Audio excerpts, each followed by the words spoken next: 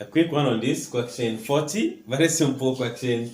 The exterior angle of a regular polygon is 45 degrees. We have to find the sum of its interior angle.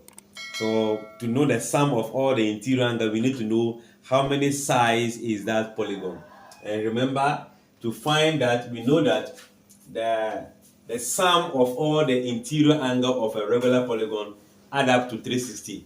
So if I divide it by the number of sides, that is what gives us this. So I know that exterior angle is equals to 360 degree divided by n, where n is the number of sides you're looking for. So what do? We can substitute this by 45 degree equals to 360 degrees on what? N. Remember, this is a fraction where we can cross multiply. So when you cross multiply, you still have 45n equals to 360, all in degrees. Then dividing by 45, which is the coefficient here, both sides, that will be divided by 45.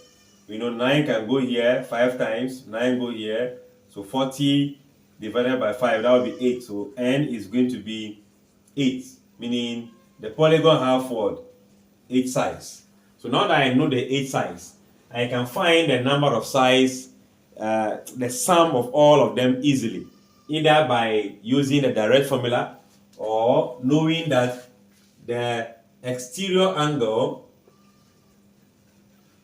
plus interior angle will give me 180 degrees. When I add a 2, I still get 180. So this interior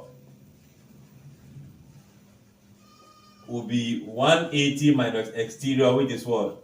45 degrees. So that will be 135 degrees. So one of these 8 angles. Remember, if the size is 8, it means the number of interior angles will be 8. So if one of them is going to be 135, then it means that sum of all interior angle is going to be equals to 8 groups of 135 degree, and this will be 1080 degrees for total. Or we can also say that alternatively, the sum of interior angle equals to n minus 2 times what? 180. And our n is 8 minus 2 times 180, 6 times 180, you come back to the same value. So we either find one of the interior angle, multiply by the group of them, since we have the size to be 8, or we go by the n minus 2 times 180. I believe the introduction and everything is clear. If not that clear, if you need more information on this, check the playlist for Plane Geometry 1 and search for polygons. You'll be able to get the facts that is underpinning all these calculations. Like, share, comment, and subscribe.